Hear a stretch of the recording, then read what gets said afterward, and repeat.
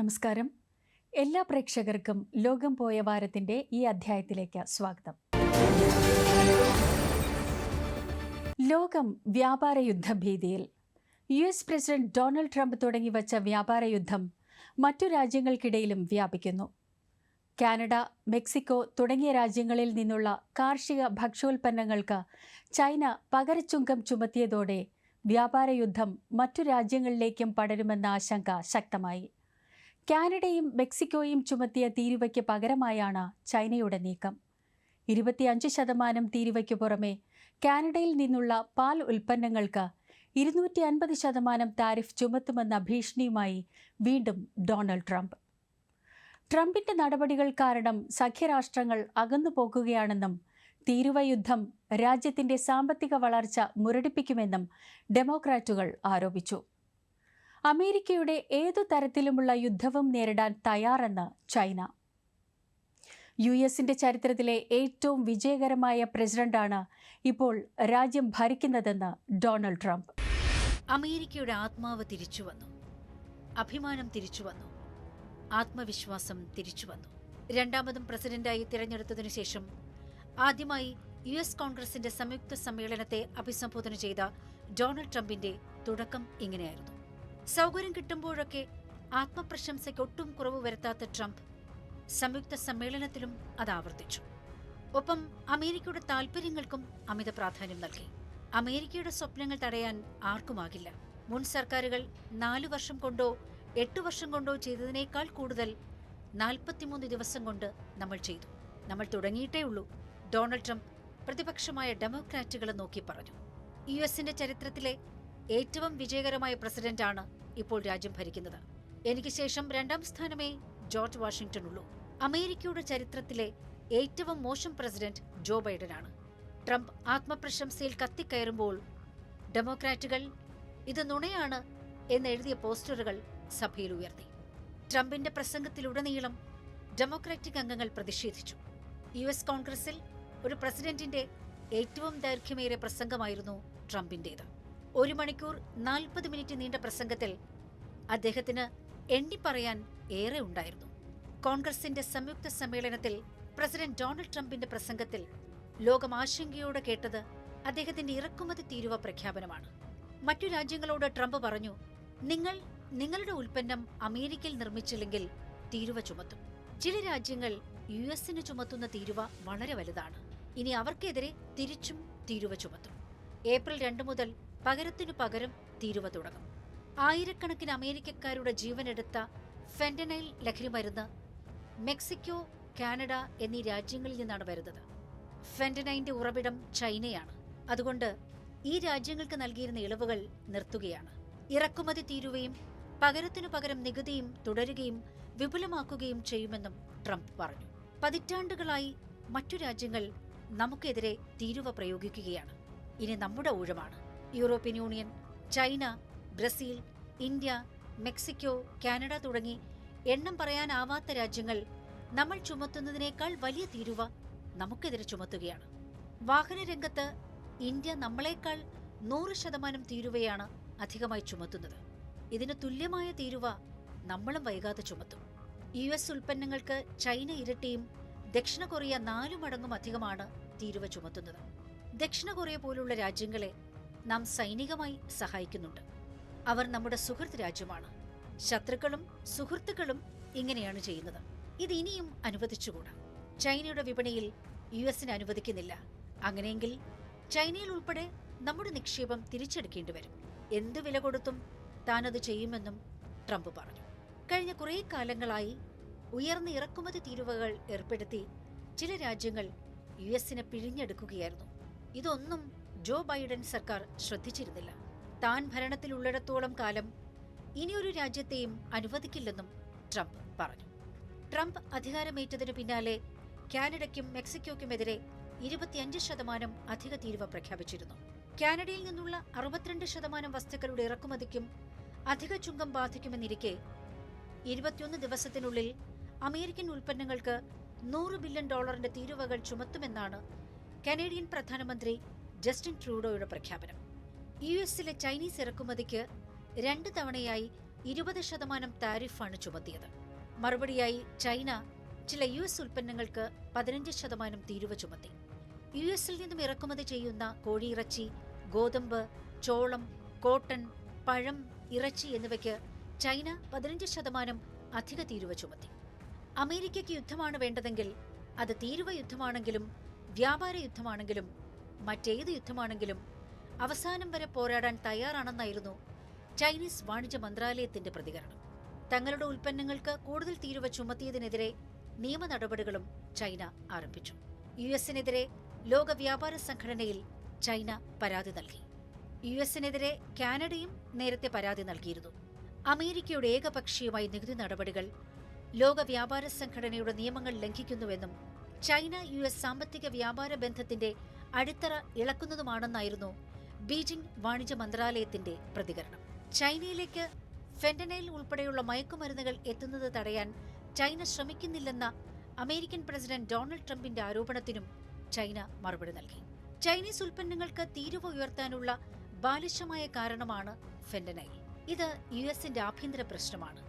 US ജനതയുടെ നല്ലതിനായി fentanyl പ്രശ്നം പരിഹരിക്കാൻ തങ്ങൾ US-നെ സഹായിക്കുന്നു എന്ന് മാത്രം.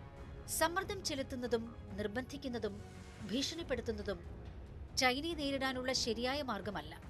ഫെന്റനൈൽ പ്രശ്നം പരിഹരിക്കാൻ US ശരിക്കും ആഗ്രഹിക്കുന്നുണ്ടെങ്കിൽ ചൈനയെ തുല്യരായി പരിഗണിച്ച് കൂടിയാലോചനകൾ നടത്തുകയാണ് വേണ്ടതെന്നും ചൈന വ്യക്തമാക്കി. ഡൊണാൾഡ് ട്രംപിന്റെ തീരുവ യുദ്ധത്തിനെതിരെ US-നുള്ളിലും പ്രതിഷേധമുയർന്നു. അമേരിക്കയുടെ സഖ്യരാഷ്ട്രങ്ങൾ അകന്നു പോവുകയാണെന്നും തീരുവ യുദ്ധം രാജ്യത്തിന്റെ സമ്പദ് വ്യവസ്ഥയ്ക്ക് കനത്ത ആഘാതം സൃഷ്ടിക്കുമെന്നും ഡെമോക്രാറ്റുകൾ ആരോപിച്ചു. തീരുവ യുദ്ധം ഉൽപാദകരെയും കർഷകരെയും ക്ഷീണിപ്പിക്കുമെന്നും വിലക്കയറ്റമുണ്ടാക്കുമെന്ന മുന്നറിയിപ്പും വിദഗ്ധർ നൽകി.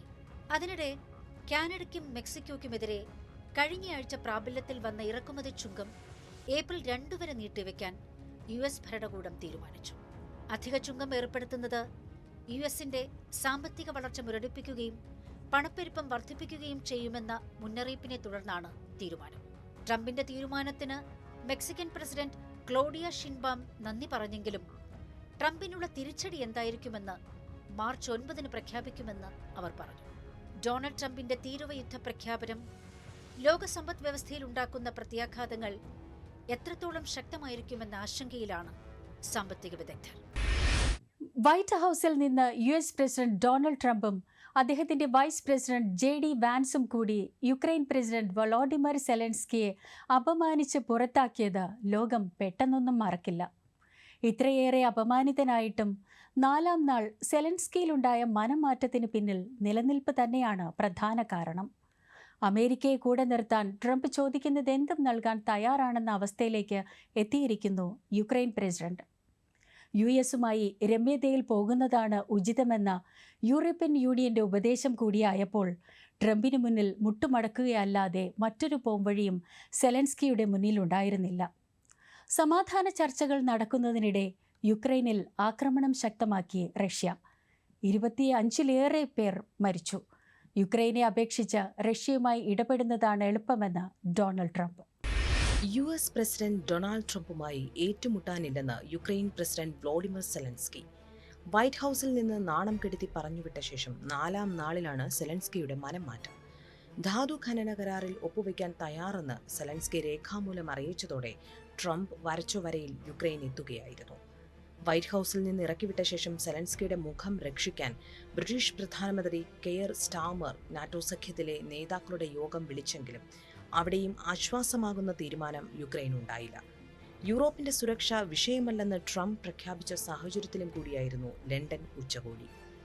യുക്രൈനെ സഹായിക്കാനുള്ള യൂറോപ്യൻ പദ്ധതി വിജയിക്കണമെങ്കിൽ അമേരിക്കൻ പിന്തുണയില്ലാതെ നടക്കില്ലെന്ന് ബ്രിട്ടീഷ് പ്രധാനമന്ത്രിക്ക് തന്നെ ഉച്ചകോടിയിൽ പറയേണ്ടി വന്നു.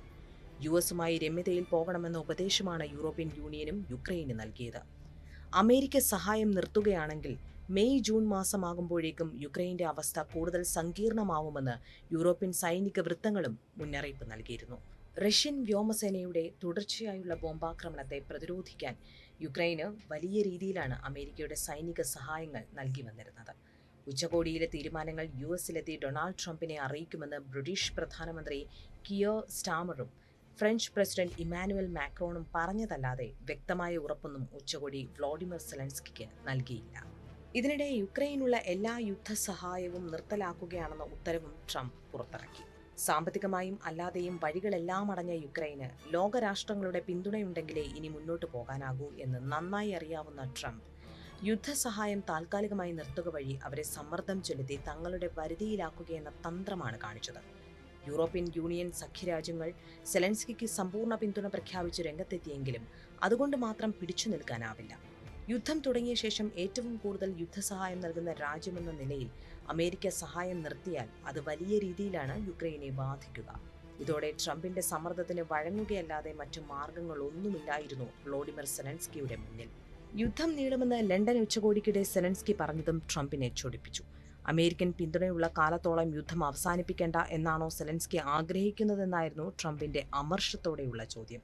ഇതിനു പിന്നാലെ യുക്രൈന് നൽകി വന്ന എല്ലാ സൈനിക സഹായങ്ങളും നിർത്തിവെക്കുന്നതായി ട്രംപ് പ്രഖ്യാപിച്ചു.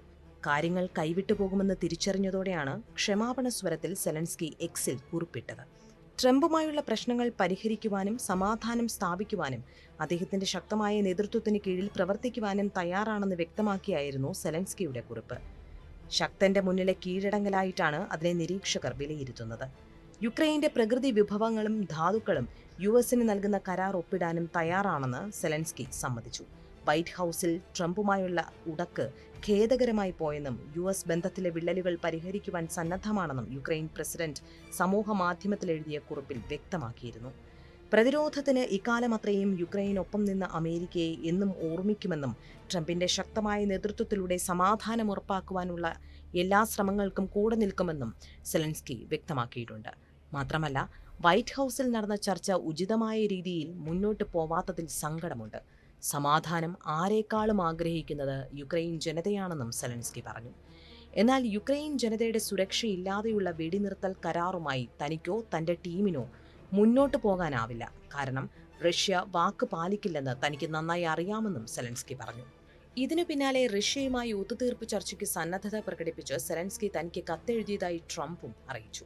യുദ്ധം തീർക്കാൻ റഷ്യയുമായി താൻ ഗൗരവമായ ചർച്ചയിലാണെന്നും അർത്ഥശൂന്യമായ യുദ്ധം അവസാനിപ്പിച്ച് സമാധാനം കൊണ്ടുവരേണ്ട സമയമായെന്നും ട്രംപ് പറഞ്ഞു. യുഎസുമായി ധാതു ഖനന കരാർ ഒപ്പിടാൻ യുക്രൈൻ തയ്യാറായി എന്നുള്ള വിവരവും ഡൊണാൾഡ് ട്രംപ് യുഎസ് കോൺഗ്രസിന്റെ സംയുക്ത സമ്മേളനത്തിൽ വെളിപ്പെടുത്തി.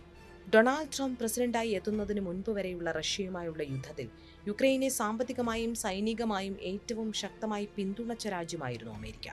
അതിനെല്ലാമുള്ള പ്രതിഫലമായിട്ടാണ് യുക്രൈനോട് അപൂർവ ധാതുക്കൾ മേലുള്ള അവകാശം ട്രംപ് ചോദിക്കുന്നത്. അമേരിക്ക നിർണായക ധാതു പട്ടികയിൽ ഉൾപ്പെടുത്തിയിരിക്കുന്ന 50 എണ്ണത്തിൽ 22 എണ്ണവും യുക്രൈനിലുണ്ട്. യൂറോപ്യൻ യൂണിയന്റെ നിർണായക ധാതു പട്ടികയിലുള്ള 34 എണ്ണത്തിൽ 25 എണ്ണവും അവിടെയുണ്ട്. യുക്രൈന്റെ പരിസ്ഥിതി പ്രകൃതി വിഭവ സംരക്ഷണ മന്ത്രാലയവും യുക്രൈനിയൻ ജിയോളജിക്കൽ സർവേയും നൽകുന്ന കണക്കാണിത്. Graphite, lithium, titanium, beryllium, uranium എന്നിവയാണ് ഈ ധാതുക്കളിൽ പ്രധാനം. ഇത്തരം ധാതുക്കളുടെ കാര്യത്തിൽ നിലവിൽ മേൽക്കൈ ചൈനയ്ക്കാണ്. ചൈനയെ മറികടക്കാനായാണ് ട്രംപ് യുക്രൈനിലും ഗ്രീൻലാൻഡിലും കണ്ണുവച്ചിരിക്കുന്നത്. യുക്രൈന്റെ നിർണായക ധാതുക്കൾ മാത്രമല്ല, എണ്ണ നിക്ഷേപത്തിലും പ്രകൃതിവാതക നിക്ഷേപത്തിലും പങ്കുവേണമെന്ന ആവശ്യവും ട്രംപ് ഉയർത്തിയിട്ടുണ്ട്. ഇതിനായുണ്ടാക്കിയ കരടു കരാർ സെലൻസ്കി തള്ളിക്കളഞ്ഞതാണ് അമേരിക്കൻ യുക്രൈൻ ബന്ധം കഴിഞ്ഞ ദിവസങ്ങളിൽ ഇത്രയും ഉലയാനിടയാക്കിയത്. റഷ്യയുമായുള്ള സമാധാന ചർച്ചയ്ക്ക് യുക്രൈനെ സമ്മർദ്ദത്തിലാക്കുന്നതിന്റെ ഭാഗമായി ഉപഗ്രഹ ചിത്രങ്ങൾ പങ്കുവയ്ക്കുന്നതും ഇന്റലിജൻസ് പിന്തുണയും താൽക്കാലികമായി അമേരിക്ക നിർത്തിവെച്ചു. അമേരിക്കൻ കമ്പനിയായ മാക്സറിൽ നിന്നുള്ള യുദ്ധമേഖലയുടെ ഉപഗ്രഹ ചിത്രങ്ങളാണ് റഷ്യൻ സൈനികരുടെ ചലനങ്ങൾ നിരീക്ഷിക്കുവാനും നാശനഷ്ടങ്ങൾ വിലയിരുത്തുവാനും യുക്രൈനെ സഹായിച്ചിരുന്നത്. യുഎസിന്റെ ഈ നീക്കത്തോടെ തങ്ങളുടെ സൈന്യം ഇരുട്ടിൽ യുദ്ധം ചെയ്യുന്നതിന് തുല്യമായെന്ന് യുക്രൈൻ സേനയിലെ ഒരു ഉന്നത ഉദ്യോഗസ്ഥൻ വെളിപ്പെടുത്തി. യുക്രൈനെ അപേക്ഷിച്ച് റഷ്യയുമായി ഇടപെടുന്നതാണ് കൂടുതൽ എളുപ്പമെന്ന് ഡൊണാൾഡ് ട്രംപ് പറഞ്ഞു. എന്നിരുന്നാലും യുദ്ധം അവസാനിപ്പിക്കുവാൻ യുക്രൈനുമായി ധാരണയിലെത്തും വരെ റഷ്യയ്ക്ക് മേൽ കടുത്ത ഉപരോധവും തീരുവയും ഏർപ്പെടുത്തുമെന്ന് ട്രംപ് വ്യക്തമാക്കി. യുദ്ധം അവസാനിപ്പിക്കുന്നതുമായി ബന്ധപ്പെട്ട ചർച്ചകൾക്കായി യുഎസ് യുക്രൈൻ പ്രതിനിധികൾ അടുത്തയാഴ്ച സൗദി അറേബ്യയിൽ കൂടിക്കാഴ്ച നടത്തുമെന്നും വൈറ്റ് ഹൌസ് അറിയിച്ചു. യുദ്ധവിരാമ ചർച്ചകൾ പുരോഗമിക്കുന്നതിനിടെ യുക്രൈനിൽ ആക്രമണം ശക്തമാക്കി റഷ്യ. ആക്രമണത്തിൽ 25-ലേറെ പേർ കൊല്ലപ്പെട്ടു. സമാധാനത്തിന് എന്ത് വിട്ടുവീഴ്ചയ്ക്കും തയ്യാറാണെന്നാണ് സെലൻസ്കി പറയുന്നത്. പക്ഷേ അതേ നിലപാട് പുതിനും സ്വീകരിക്കണം. സെലൻസ്കിയുടെ ഈ ആശങ്കകൾക്കെല്ലാം മറുപടി ഡൊണാൾഡ് ട്രംപിനുണ്ട്. US കമ്പനികൾക്ക് യുക്രൈന്റെ ധാതു ഖനന സമ്പത്ത് കൈമാറുന്ന കരാർ ഒപ്പിട്ടാൽ അമേരിക്ക തീർച്ചയായും യുക്രൈനെ സംരക്ഷിക്കാനെത്തും എന്നാണ് ട്രംപ് നൽകുന്ന വാഗ്ദാനം. യുക്രൈനിൽ അമേരിക്കയ്ക്ക് സാമ്പത്തിക വാണിജ്യ താൽപ്പര്യങ്ങൾ ഉള്ളിടത്തോളം കാലം US സംരക്ഷണം ഉണ്ടാകുമെന്നാണ് ട്രംപ് പറയുന്നത്. കൂട്ടത്തിൽ ട്രംപ് മറ്റൊരു കാര്യം കൂടി വ്യക്തമാക്കിയിട്ടുണ്ട്. അടുത്ത 4 വർഷത്തെ തന്റെ വിദേശകാര്യ ശ്രദ്ധ യൂറോപ്പിലായിരിക്കുമെന്ന്. യൂറോപ്യൻ നേതാക്കൾ ഭയക്കുന്നത് പോലെ അമേരിക്ക നാറ്റോ സഖ്യത്തിൽ നിന്ന് വിട്ടുപോകുകയല്ല, നേരെ മറിച്ച് യൂറോപ്പിൽ സൈനികമായും വാണിജ്യപരമായും ആധിപത്യം ഉറപ്പിക്കുമെന്നാണ് ഡൊണാൾഡ് ട്രംപ് പ്രഖ്യാപനത്തിലൂടെ വ്യക്തമാക്കിയിരിക്കുന്നത്. യുക്രൈൻ യുദ്ധം അവസാനിപ്പിക്കാൻ US പ്രസിഡന്റ് ഡൊണാൾഡ് ട്രംപും റഷ്യൻ പ്രസിഡന്റ് വ്ളാഡിമിർ പുടിനും ശ്രമിക്കുമ്പോൾ നെഞ്ചിടിപ്പ് കൂട്ടുന്നത് ബാൾട്ടിക് രാജ്യങ്ങളെയാണ്. യുക്രൈൻ യുദ്ധം അവസാനിച്ചാലും വ്ളാഡിമിർ പുടിൻ്റെ യുദ്ധക്കൊതി തീരില്ല എന്ന ചിന്തയാണ് ബാൾട്ടിക് രാജ്യങ്ങളെ ഭയപ്പെടുത്തുന്നത്. നാറ്റോ സൈനിക സഖ്യത്തിൻ്റെ ഭാഗമായ US സേന പിന്മാറുന്നതോടെ പഴയ സോവിയറ്റ് പ്രതാപം വീണ്ടെടുക്കാൻ ശ്രമിക്കുന്ന പുടിൻ തങ്ങൾക്ക് നേരെ തിരിയുമെന്ന ആശങ്കയിലാണ് ബാൾട്ടിക് രാജ്യങ്ങളായ ലാത്വിയയെയും ലിത്വാനിയയെയും എസ്തോണിയയും. റഷ്യൻ പ്രസിഡന്റ് വ്ളാഡിമിർ പുടിന്റെ പ്രധാന ലക്ഷ്യങ്ങളിലൊന്നാണ് പഴയ സോവിയറ്റ് യൂണിയന്റെ പ്രതാപം വീണ്ടെടുക്കുക എന്നത്. അതിനായി യൂണിയനിൽ നിന്നും വിട്ടുപോയ രാജ്യങ്ങളെയെല്ലാം റഷ്യയിലേക്ക് കൂട്ടിച്ചേർക്കാൻ വേണമെങ്കിൽ സൈനിക നീക്കത്തിന് പോലും പുടിൻ തയ്യാറായേക്കുമെന്നാണ് വിലയിരുത്തൽ. തന്റെ ലക്ഷ്യത്തിലേക്കുള്ള യാത്രയിൽ പുടിന്റെ പ്രധാന തടസ്സം നാറ്റോ സൈനിക സഖ്യമാണ്. പാശ്ചാത്യ രാജ്യങ്ങളുടെ സൈനിക ശക്തിക്കെതിരെ ഒറ്റയാൾ പോരാട്ടം നടത്തുന്ന വ്ളാഡിമിർ പുടിനെ സംബന്ധിച്ചിടത്തോളം ആശ്വാസമാണ് US പ്രസിഡന്റ് സ്ഥാനത്തേക്കുള്ള ഡൊണാൾഡ് ട്രംപിന്റെ 2ാം വരവ്. ട്രംപുമായുള്ള സമീപകാല ബാന്ധവത്തിൽ പുടിന് ലഭിച്ച വരമാണ് ബാൾട്ടിക് രാജ്യങ്ങളിൽ നിന്നുള്ള നാറ്റോ സൈനിക പിന്മാറ്റം എന്ന വാഗ്ദാനം. ആ വരം എന്നു വേണമെങ്കിലും പുടിൻ പ്രയോഗിക്കാം എന്ന ഭയപ്പാടിലാക്കിയിരിക്കുന്നതാകട്ടെ ബാൾട്ടിക് രാജ്യങ്ങളായ ലാത്വിയയും ലിത്വാനിയയും എസ്തോണിയയും. മുൻപ് സോവിയറ്റ് യൂണിയന്റെ ഭാഗമായിരുന്ന ഈ പ്രവിശ്യകൾ യൂണിയന്റെ തകർച്ചയ്ക്ക് ശേഷം സ്വതന്ത്ര രാഷ്ട്രങ്ങളാവുകയായിരുന്നു. യൂറോപ്പിലെ ബാൾട്ടിക് കടലിന്റെ കിഴക്കൻ തീരത്തുള്ള 3 രാജ്യങ്ങളാണ് ലാത്വിയയും ലിത്വാനിയയും എസ്തോണിയയും. റഷ്യയുമായി അതിർത്തി പങ്കിടുന്ന ഈ ചെറിയ രാജ്യങ്ങളുടെ നിലവിലെ സംരക്ഷണം നാറ്റോ സൈനിക നേതൃത്വത്തിനാണ്. നാറ്റോയുടെ പേരിൽ അമേരിക്കൻ സൈനികരെയാണ് ബാൾട്ടിക് രാജ്യങ്ങളിൽ വിന്യസിച്ചിരിക്കുന്നത്. പുടിനോടുള്ള ചങ്ങാത്തം മൂത്ത് സ്വന്തം സൈനികരെ പിൻവലിക്കാമെന്ന് ഡൊണാൾഡ് ട്രംപ് വാക്കുകൊടുത്തു എന്നാണ് അന്താരാഷ്ട്ര മാധ്യമങ്ങൾ റിപ്പോർട്ട് ചെയ്യുന്നത്. നാറ്റോ സൈന്യത്തെ പടിവാതിലിനപ്പുറം തടയുക എന്നതാണ് പുടിന്റെ പരമപ്രധാനമായ ലക്ഷ്യം. പുടിന്റെ ലക്ഷ്യത്തിനപ്പുറം പോയതുകൊണ്ടാണ് യുക്രൈൻ ഇപ്പോൾ അനുഭവിക്കുന്ന യുദ്ധക്കെടുതികൾ. താരതമ്യേന സൈനിക ശക്തരായ യുക്രൈന് ഇതാണ് ഗതിയെങ്കിൽ തങ്ങളുടെ അവസ്ഥ എന്താകുമെന്ന യുദ്ധഭീതിയിലാണ് ബാൾട്ടിക് രാജ്യങ്ങൾ. 1990 ശേഷം നാറ്റോ സഖ്യത്തിൽ ചേർന്ന യൂറോപ്യൻ രാജ്യങ്ങളിൽ നിന്ന് എല്ലാ സൈനികരെയും ഘട്ടം ഘട്ടമായി പിൻവലിക്കാൻ ട്രംപ് തയ്യാറെടുക്കുന്നുവെന്നും റിപ്പോർട്ടുകളുണ്ട്. Albania, Bulgaria, Croatia, Finland, Hungary, north Macedonia, Romania, Slovakia, Poland, Montenegro, Slovenia, Sweden തുടങ്ങിയ രാജ്യങ്ങളും ഇതിൽപ്പെടും. ഈ രാജ്യങ്ങളൊന്നും റഷ്യയുമായി അതിർത്തി പങ്കിടുന്നില്ലെങ്കിലും നാറ്റോ സൈനിക സാന്നിധ്യം അകന്നു പോകുന്നത് റഷ്യയ്ക്ക് ആശ്വാസമാണ്. അതേസമയം ലാത്വിയയും ലിത്വാനിയയും എസ്റ്റോണിയുമായി റഷ്യയ്ക്ക് കര അതിർത്തിയുണ്ട്. ഈ രാജ്യങ്ങളിൽ തന്നെ ലാത്വിയയാണ് കൂടുതൽ സമ്മർദ്ദത്തിലാകുന്നത്. റഷ്യ അവരുടെ സമാന്തര രാജ്യത്തെ പോലെ കരുതുന്ന ബെലാറുസുമായും ലാത്വിയ കരാതിർത്തി പങ്കിടുന്നു. റഷ്യയ്ക്കും ബെലാറൂസിനുമിടയിലെ കുഞ്ഞൻ രാജ്യമായ ലാത്വിയയ്ക്ക് ചെറുത്തുനിൽപ്പ് അപ്രായോഗികമാണ്. നിലവിൽ 1000-ഓളം വരുന്ന US സൈനികരാണ് ലാത്വിയയിലുള്ളത്. US സൈനികർ പിന്മാറുന്നതോടെ റഷ്യൻ സേനയ്ക്ക് ലാത്വിയയിലേക്കുള്ള കടന്നുകയറ്റം എളുപ്പമാകും. അതെപ്പോൾ വേണമെങ്കിലും സംഭവിക്കാമെന്ന ഭയപ്പാടിലാണ് ലാത്വിയയിലെ ജനങ്ങൾ. അതേസമയം റഷ്യ നേരിട്ട സൈനിക നീക്കം നടത്തിയില്ലെങ്കിലും ബാൾട്ടിക് രാജ്യങ്ങളുടെ അതിർത്തിയിൽ പ്രശ്നങ്ങൾ ഉണ്ടാക്കാൻ ശ്രമം നടത്തിയേക്കാം എന്ന അഭ്യൂഹവുമുണ്ട്. മുൻ സോവിയറ്റ് രാജ്യമായ ജോർജിയയിൽ ഇതേ തന്ത്രം പ്രയോഗിച്ച് റഷ്യ വിജയം കണ്ടെത്തിയിട്ടുണ്ട്. ജോർജിയയിലെ സൗത്ത് ഒസീറ്റിയ, അബ്ഖാസിയ എന്നീ പ്രവിശ്യകൾ അവരിൽ നിന്ന് സ്വാതന്ത്ര്യം പ്രഖ്യാപിച്ചതിന് പിന്നിൽ റഷ്യയുടെ പിന്തുണ ഉണ്ടായിരുന്നു എന്നാണ് ആരോപണം. മാത്രവുമല്ല, സ്വതന്ത്രമാക്കപ്പെട്ട ജോർജിയൻ പ്രവിശ്യകളിൽ റഷ്യൻ അനുകൂല സർക്കാരുകളാണ് നിലവിലുള്ളത്. ഈ 2 പ്രവിശ്യകൾ റഷ്യയുമായി കര അതിർത്തി പങ്കിടുന്നു എന്നതാണ് ബാൾട്ടിക് രാജ്യങ്ങളെ ഇപ്പോൾ ഭയത്തിന്റെ മുൾമുനയിൽ നിർത്തിയിരിക്കുന്നത്. അയൽ രാജ്യങ്ങളിലെ അതിർത്തി പ്രദേശങ്ങൾ തങ്ങൾക്ക് അനുകൂലമാക്കുക എന്ന തന്ത്രം വർഷങ്ങൾക്ക് മുമ്പ് തന്നെ റഷ്യ പ്രയോഗിക്കുന്നുണ്ട്. കര അതിർത്തി വർദ്ധിപ്പിച്ച് യുക്രൈനെ വളയുക എന്ന തന്ത്രത്തിന്റെ പേരിലാണ് ക്രൈമിയ 2014 റഷ്യ ആക്രമിച്ച് കീഴടക്കിയത്. 3 വർഷം മുമ്പ് ആരംഭിച്ച യുദ്ധത്തിന് പിന്നാലെ ഖേഴ്സൺ, ഡോണറ്റ്സ്ക്, ലുഹാൻസ്ക്, സാപ്പറിയ തുടങ്ങിയ യുക്രൈന്റെ 4 കിഴക്കൻ പ്രവിശ്യകൾ കൂടി റഷ്യയുടെ നിയന്ത്രണത്തിലായി. കരിങ്കടലിൽ ആധിപത്യം ഉറപ്പിക്കുക എന്ന് മാത്രമല്ല, അവിടെയുള്ള തുറമുഖങ്ങളെല്ലാം പിടിച്ചെടുത്ത് കരാതിർത്തി മാത്രമുള്ള രാജ്യമാക്കി യുക്രൈനെ മാറ്റുക എന്നതും വ്ളാഡിമിർ പുടിന്റെ ലക്ഷ്യമാണ്. ഇപ്പോൾ തന്നെ മരിയുപോൾ തുറമുഖം റഷ്യയുടെ നിയന്ത്രണത്തിലാണ്. കടലുമായി അടുത്ത് കിടക്കുന്ന ചരിത്ര പ്രാധാന്യമുള്ള ഒഡേഷ കൂടി അധീനതയിലായാൽ യൂറോപ്പിന്റെ വലിയൊരു ഭാഗം റഷ്യയുടെ നിയന്ത്രണത്തിലാകും. യുക്രൈനും ബാൾട്ടിക് രാജ്യങ്ങളും കടന്ന് റഷ്യ അവരുടെ രാജ്യവിസ്തൃതി വികസിപ്പിച്ചാൽ അത് ദോഷകരമായി ബാധിക്കുക പടിഞ്ഞാറൻ യൂറോപ്യൻ രാജ്യങ്ങളെ ആയിരിക്കും. ഇതിന്റെ ഗുരുതരാവസ്ഥയെക്കുറിച്ച് അടുത്തിടെ ബ്രിട്ടീഷ് പ്രധാനമന്ത്രി കെയർ സ്റ്റാർമർ മുന്നറിയിപ്പും നൽകിയിരുന്നു. യൂറോപ്യൻ യൂണിയനുമായുള്ള ബന്ധത്തിൽ പഴയ ഊഷ്മളത യുഎസിൽ നിന്നും ഇല്ലാത്തതുകൊണ്ട് തന്നെ റഷ്യയിൽ നിന്നും ഭാവിയിൽ ഉണ്ടായേക്കാവുന്ന ഭീഷണിയെ ചെറുക്കാൻ മുൻകരുതൽ വേണമെന്ന മുന്നറിയിപ്പാണ് ബ്രിട്ടീഷ് പ്രധാനമന്ത്രി നൽകിയത്. കിഴക്കൻ യൂറോപ്പിൽ നിന്ന് നാറ്റോ സേനയെ പിൻവലിക്കണമെന്ന് റഷ്യ ആവശ്യപ്പെട്ടതായി റൊമേനിയ അടുത്തിടെ വെളിപ്പെടുത്തിയതുകൂടി ഈ അവസരത്തിൽ ചേർത്ത് വായിക്കേണ്ടതുണ്ട്. ഉക്രൈൻ വിഷയത്തിൽ അമേരിക്കൻ പ്രസിഡന്റ് ഡൊണാൾഡ് ട്രംപ് സ്വീകരിച്ച നയംമാറ്റം തായ്വാന്റെ ഉറക്കവും കെടുത്തുന്നു. സൈനികമായോ അല്ലാതെയോ കൂട്ടിച്ചേർക്കാൻ കാത്തുനിൽക്കുന്ന ചൈനയ്ക്ക് മുന്നിൽ അമേരിക്കയുടെ പിന്തുണയായിരുന്നു ദ്വീപ് രാജ്യമായ തായ്വാന്റെ പ്രതിരോധം. യുഎസും ചൈനയും തമ്മിലുള്ള നയതന്ത്ര തർക്കങ്ങളിൽ ഒരു പ്രധാന വിഷയമായിരുന്നു തായ്വാൻ. ജനാധിപത്യ സംവിധാനത്തിൽ തിരഞ്ഞെടുത്ത ഭരണകൂടമുള്ള തായ്വാനെ ചൈന അവരുടെ സ്വന്തം ഭാഗമായാണ് കരുതുന്നത്. തായ്വാനിലെ നേതാക്കൾ യുഎസ് സന്ദർശിക്കുന്നതും യുഎസിലെ ഉന്നതന്മാർ തായ്വാനിലെത്തുന്നതും ചൈനയെ പ്രകോപിപ്പിക്കാറുണ്ട്. തായ്വാന് ചുറ്റും കടലിലും ആകാശത്തും സൈനിക അഭ്യാസം നടത്തിയാണ് ഇതിനെല്ലാം ചൈന മറുപടി കൊടുത്തുകൊണ്ടിരിക്കുന്നത്. എന്നാൽ ഡൊണാൾഡ് ട്രംപ് പ്രസിഡന്റ് ആയതിനു പിന്നാലെ ഗാസ മുതൽ യുക്രൈൻ വരെ ലോകവിഷയങ്ങളിലെടുത്ത നിലപാട് മാറ്റമാണ് തായ്വാനെ ആശങ്കയിലാക്കുന്നത്. യുഎസിന് നേട്ടമുണ്ടാക്കുന്ന നയങ്ങൾക്ക് മാത്രം ഡൊണാൾഡ് ട്രംപ് ഊന്നൽ നൽകുന്നതിനിടെ തായ്വാന്റെ വിഷയം അപ്രസക്തമായി കണ്ടാൽ ചൈനയ്ക്ക് അവരുടെ ലക്ഷ്യത്തിലെത്താൻ അധികം വിയർപ്പൊഴുക്കേണ്ടി വരില്ല.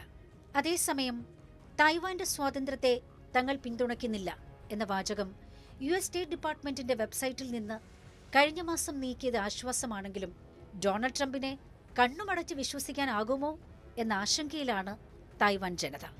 ലോകം പോയ വാരം ഇവിടെ അവസാനിക്കുന്നു. പുതിയ വിശേഷങ്ങളുമായി അടുത്തയാഴ്ച വീണ്ടും കാണാം. നന്ദി, നമസ്കാരം.